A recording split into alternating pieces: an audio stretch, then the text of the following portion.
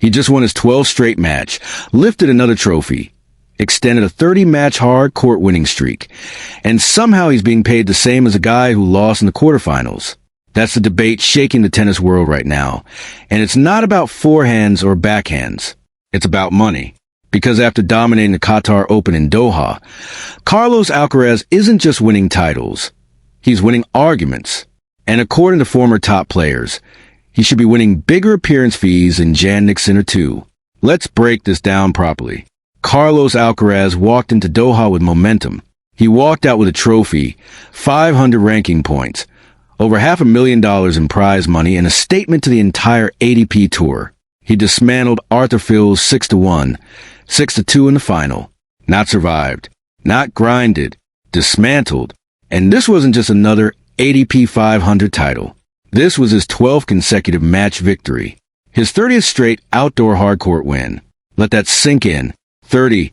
The streak began back in Cincinnati last August when he beat Damir Jumhur in round 1. Since then, titles at Cincinnati, the US Open, the Japan Open, the Australian Open, and now Qatar. That is not just consistency. That is dominance. Meanwhile, Jannik Sinner, the world number 2, exited in the quarterfinals in Doha after losing to Jakub Mensik. And yet, according to reports from La Gazzetta dello Sport, both Alcaraz and Sinner were paid the same appearance fee, $1.2 million each. Same check, same number. That's where things got interesting. On the Nothing Major podcast, former top players started asking the uncomfortable question, should they really be paid equally right now? Sam Querrey didn't hesitate. Carlos should be getting a little more. Steve Johnson agreed. Probably. Jack Sock added that Alcaraz puts on more show, sells more tickets. John Isner pointed out that exhibitions are different. They reportedly earn $2.3 million each for playing in South Korea. But for a competitive ATP event, that's where things get tricky. And this is where the debate gets real. Because appearance fees aren't just about ranking. They're about drawing power, entertainment value, star aura, ticket sales, energy. So, let's ask the question honestly. Right now, who moves the needle more? Carlos Alcaraz just completed a career Grand Slam in Australia. He's leading the rankings by over 3,000 points. He's on a 30-match outdoor hardcourt heater. And maybe most importantly, he plays electric tennis. Drop shots from nowhere, explosive forehands, fearless net rushes. Highlight reel winners that light up social media within seconds. When Alcaraz is on court, you feel it. Sinner is brilliant, clinical, ice cold. His ball striking is arguably cleaner. His backhand is a laser. But Alcaraz feels like an event, and that matters. Tournaments pay appearance fees because they want butts in seats and eyeballs on screens. They want headlines. They want viral moments. Right now, Carlos is delivering those moments at a ridiculous rate. Let's talk numbers. Winner in Doha earns $529,945 in prize money. Add the reported $1.2 million appearance fee, and Alcaraz walks away with roughly $1.7 million from the week. That's superstar money. But here's the twist.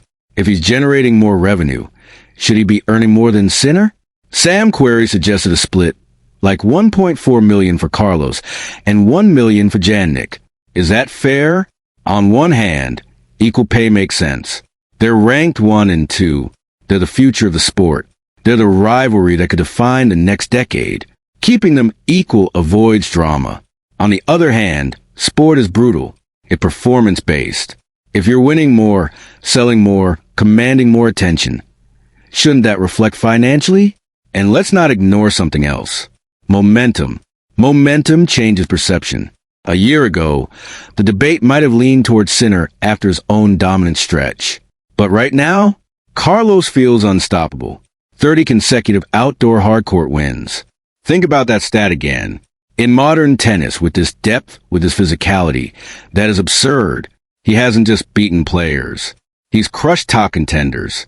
He's lifted multiple trophies across continents. He's proven he can dominate in different climates, different balls, different conditions. That kind of streak builds mystique, and mystique sells tickets. But here's the counterargument. Sinner is consistency personified. He's calm. He's disciplined. He rarely has emotional dips. Sponsors love that. Tournaments love reliability. And rivalries thrive on balance. If you suddenly start paying one significantly more, what message does that send? Is it a recognition of form? Or does it create unnecessary tension?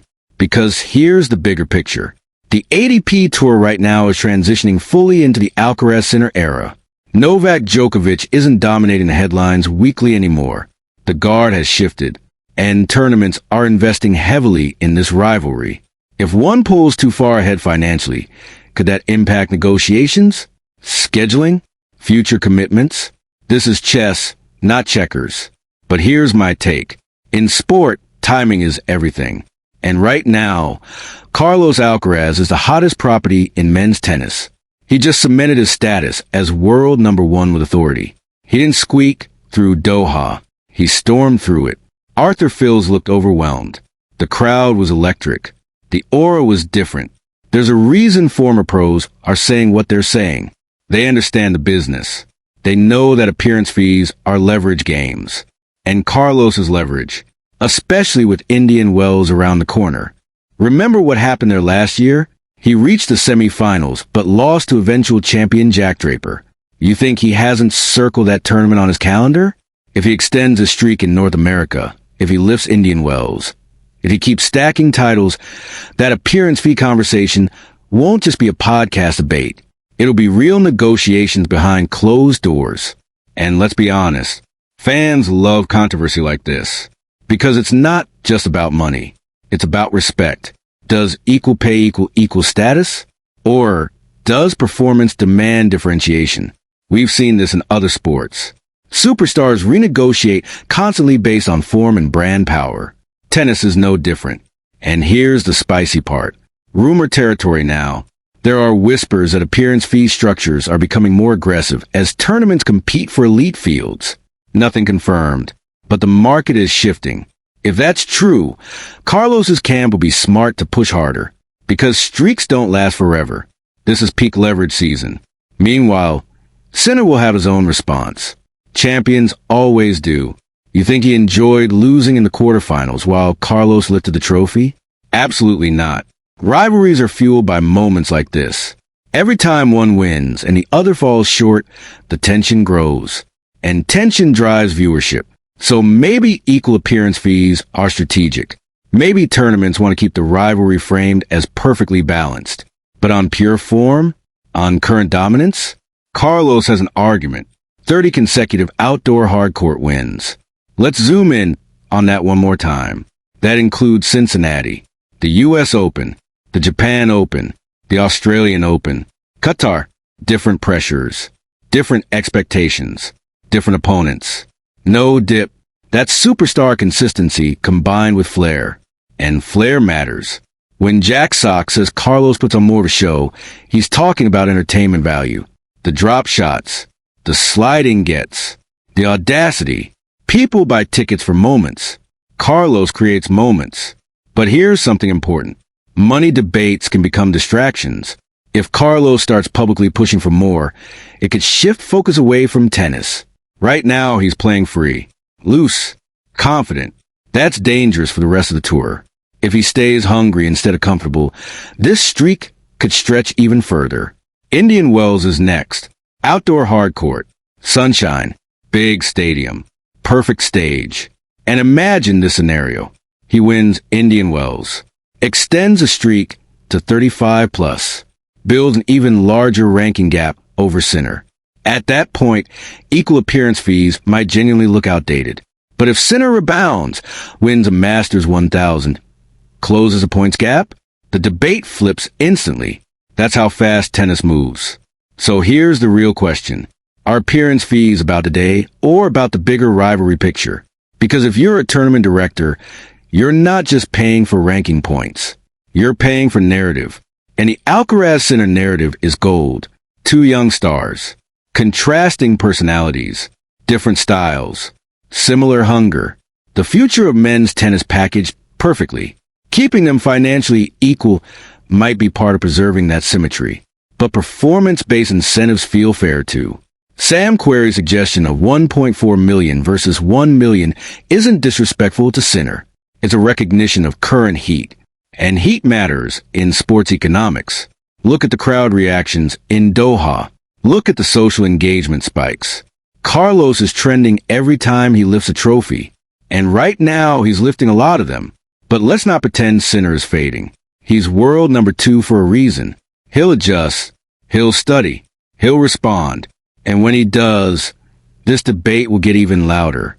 Because if they start trading titles again, who deserves more becomes impossible to answer. That's the beauty of rivalries. They force constant reassessment. For now, though, Carlos holds the edge. In points, in streaks, in trophies, and arguably in drawing power. Which brings us back to the core question. Should he be paid more? From a pure business standpoint, probably yes, at least in this moment. From a rivalry preservation standpoint, maybe equal keeps the peace. Either way, the fact we're debating million-dollar appearance fees tells you everything about the era we're entering. This is superstar tennis again. This is marketable tennis. This is must-watch tennis. And Carlos Alcaraz is at the center of it. So now I want to hear from you. If you were a tournament director with a limited budget and you could pay one player slightly more right now, would it be Carlos? Or would you keep it equal for the sake of the rivalry? Drop your take in the comments. I'm genuinely curious how you see it, because this isn't just about money. It's about momentum. It's about perception. And it's about who truly owns the spotlight in men's tennis today. Carlos made his case in Doha with a 6-1, 6-2 statement. The question is whether the business side of tennis will respond accordingly. And with Indian Wells around the corner, the next chapter is about to begin. Stay locked in, because this rivalry is only getting started. Tennis IQ is where we break down the stories behind the scorelines, the business behind the headlines, and the rivalries shaping the future of tennis. If you love the sport beyond just the highlights, you're in the right place.